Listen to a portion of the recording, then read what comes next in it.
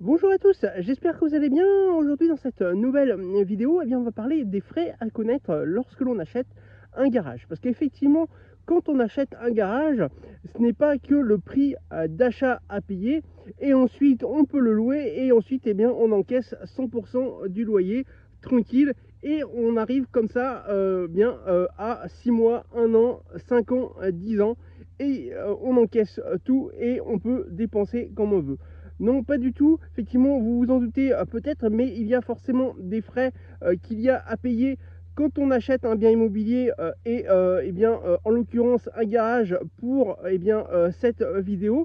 Donc, dans cette vidéo, on va parler de tous ces frais-là qui sont plus ou moins connus et dont que je vais donc détailler dans cette vidéo. Donc on y va tout de suite avec le premier frais que je vais vous détailler donc dans cette vidéo. Mais avant, n'oubliez pas également de vous abonner à cette vidéo et également à me laisser et à activer également la cloche afin que vous soyez prévenus des prochaines vidéos. Donc voilà les premiers frais dont je vais vous parler dans cette vidéo, ce sont les frais de notaire. Alors c'est le plus logique effectivement, puisque lorsque l'on achète un bien immobilier et pour la vidéo un garage, forcément on a des frais de notaire, puisque effectivement, je le rappelle au cas où vous ne le sauriez pas, mais pour tout bien immobilier on est obligé de passer par des frais de notaire, donc par un notaire, pour qu'il puisse enregistrer officiellement au nom de l'État que vous êtes bien le nouveau propriétaire du bien immobilier. Donc forcément, il faut le rémunérer. Alors, qui dit rémunération du frais de notaire dit aussi taxe. Et il faut savoir que les frais de notaire sont un pourcentage qui sont corrélés donc, au prix d'achat. Donc, quand vous allez acheter à peu près pour 5 000 € de bien immobilier, vous allez payer à peu près 20% de frais de notaire.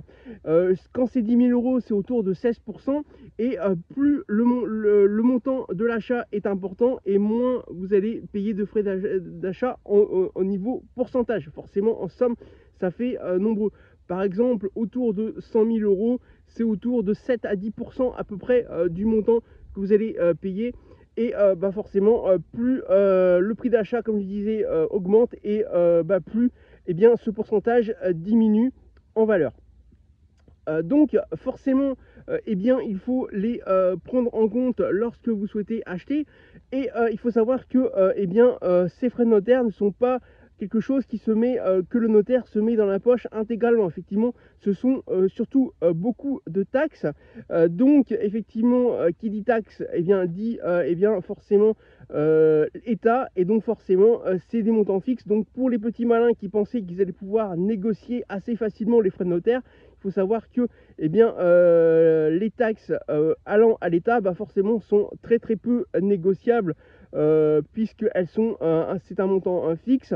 Et ensuite effectivement ce qu'on appelle les émoluments du notaire sont eux très petits par rapport à ce que vous allez lui donner, et donc forcément il sera peu enclin à les négocier. Donc effectivement, n'oubliez pas ces frais de notaire et prenez-les bien en compte au début de votre décision d'investissement.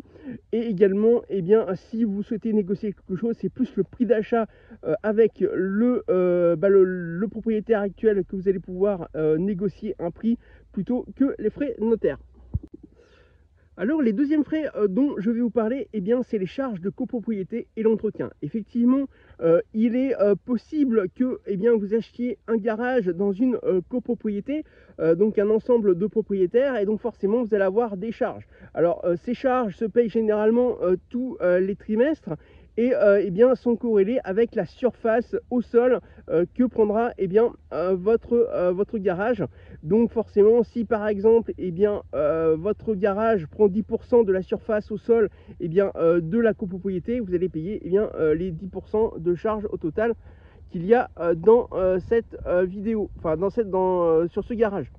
Donc ensuite, il faut aussi les prendre en compte, puisque tous les trimestres, comme vous allez avoir des charges, si vous avez un locataire, c'est très bien, puisqu'il va forcément dans le loyer finalement qu'il va vous payer, vous allez pouvoir reverser une partie de vos loyers en charge. Mais sinon, si vous n'avez pas de locataire, c'est vous qui allez payer directement ces charges, et donc forcément eh bien,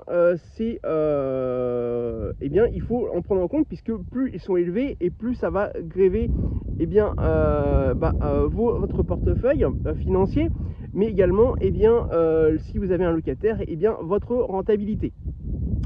Ensuite, je vais vous parler donc de l'entretien de manière générale également de votre garage. Donc il faut savoir que vous avez plusieurs points à vérifier. Donc tout d'abord, eh bien, l'entretien courant, ça va être plutôt la serrure de la porte du garage qui forcément est utilisée plusieurs fois par jour généralement, et donc quand il y a un locataire, donc forcément eh bien, elle s'abîme c'est ce qui s'abîme le plus rapidement sur un garage. Ensuite, vous avez tout ce qui est porte de garage, donc mur, façade et les toits. Donc là effectivement, en ce qui concerne le toit, l'entretien, le petit entretien régulier, ça va être le démoussage par exemple, et puis les petites réparations par exemple de tuiles ou de tôles ondulées eh bien, qui seraient abîmées par exemple. En ce qui concerne les façades et les murs, donc là ça sera plutôt un rafraîchissement régulier, mais qui ne sera pas fait tous les ans, et ensuite une rénovation de la façade, un ravalement de façade qui sera fait moins souvent, donc autour au moins d'une dizaine d'années. Et ensuite, par contre, c'est ensuite eh bien, en gros travaux, ce qui va revenir le plus souvent, eh bien, c'est le changement de porte de garage, où là effectivement eh bien, forcément c'est quelque chose eh bien, qui se change et qui s'abîme voilà, relativement rapidement, hein. Donc quand même, surtout si vous achetez un garage dont la porte est déjà en mauvais état, on va dire, donc là effectivement eh bien, c'est quelque chose qui coûte quelques centaines d'euros et qu'il faut prévoir assez rapidement. Donc voilà, donc n'oubliez pas ces charges de copropriété à payer généralement tous les trimestres, mais également eh bien, tout ce qui est eh bien, ces frais d'entretien plus ou moins importants au fil des années de vie du garage.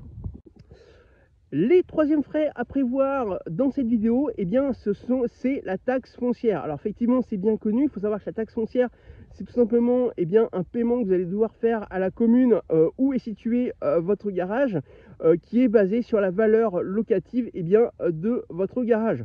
Donc effectivement, il faut le prévoir aussi. Alors généralement, c'est entre 2 et 3 mois de loyer annuel de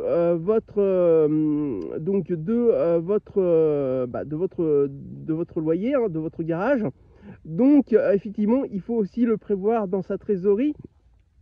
Donc ça veut dire que forcément, si vous payez, enfin si vous avez un locataire, forcément il va vous payer 12 mois, mais il faut prévoir à peu près 2 à 3 mois de loyer eh bien, qui vont partir en taxe foncière, puisque vous ne pouvez pas faire récupérer eh bien, à votre locataire cette somme-là. Et donc, c'est quelque chose qu'il faut prendre en compte au niveau de votre rentabilité, puisque effectivement, c'est quelque chose eh bien, qui est une perte sèche finalement, hein, puisque vous n'en bénéficiez pas, et donc forcément, eh bien, il faut le prévoir. Hein, donc, et forcément, il y a aussi des communes, notamment, alors si je parle de la France, puisque je suis en France, il y a forcément des communes en France, notamment le sud-est, où tout simplement les taxes foncières sont beaucoup plus importantes que dans certaines autres communes. Donc c'est aussi une stratégie à avoir et à bien penser que avant d'acheter un garage, eh bien, il faut vous renseigner sur la taxe foncière. Généralement, vous pouvez le faire directement auprès de l'ancien propriétaire qui vous donnera l'avis de taxe foncière, le dernier avis de taxe foncière qu'il a payé, afin que eh bien, vous puissiez eh bien, savoir et être au courant avant bien de faire l'achat éventuel de ce garage, si jamais eh bien, pour connaître, pour calculer une rentabilité et également eh bien, votre futur loyer, pour pouvoir eh bien, faire simplement eh bien, des statistiques et des moyennes, donc pour pouvoir eh bien, savoir combien vous allez gagner chaque année.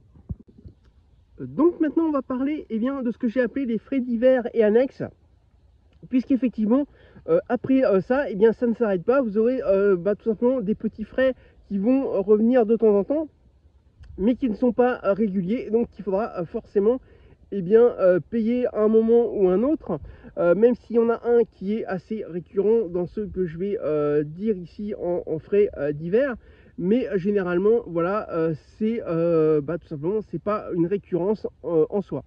Donc d'abord, le premier frais annexe que je vais vous parler, eh bien c'est les frais de mise en location. Effectivement, si vous passez par une agence immobilière par exemple, eh bien vous aurez des frais annexes à payer, des frais de mise en location qui seront généralement de 1 mois de loyer, donc une seule fois.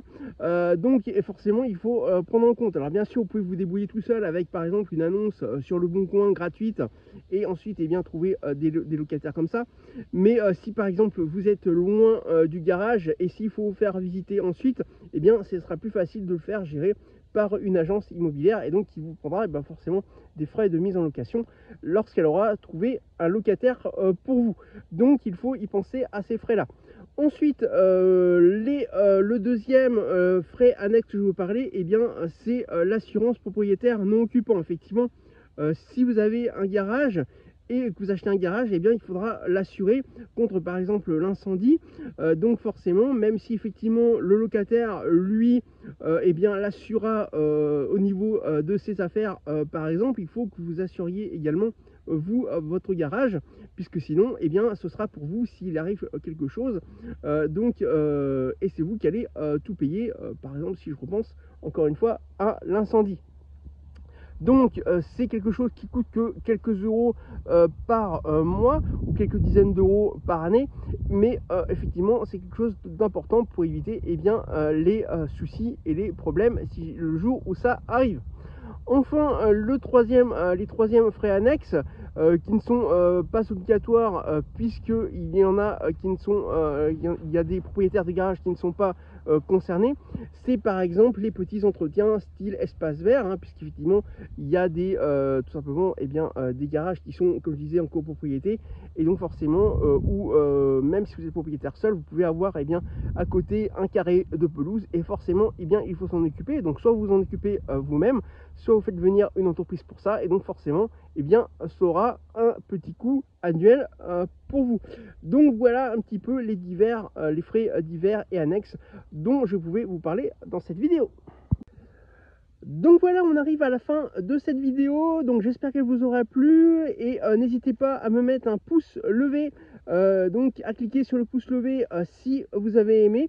N'hésitez pas également à me laisser un commentaire si vous avez une question ou si vous avez quelque chose à me dire. Je n'hésiterai pas et ça me fera plaisir de répondre à une éventuelle question également. N'hésitez pas également à aller voir mon site internet sortirduRSA.fr où vous trouverez d'autres articles et d'autres vidéos sur l'investissement des garages. Mais également, le dernier point que je voulais vous dire, c'est n'oubliez pas tous ces frais également que je vous ai cités si vous êtes propriétaire d'un garage ou si vous souhaitez investir dans un garage, puisque sinon vous risquez d'avoir quelques surprises au bout d'un certain temps dans votre carrière d'investisseur. Et bien écoutez, je vous dis maintenant à très bientôt pour une prochaine vidéo.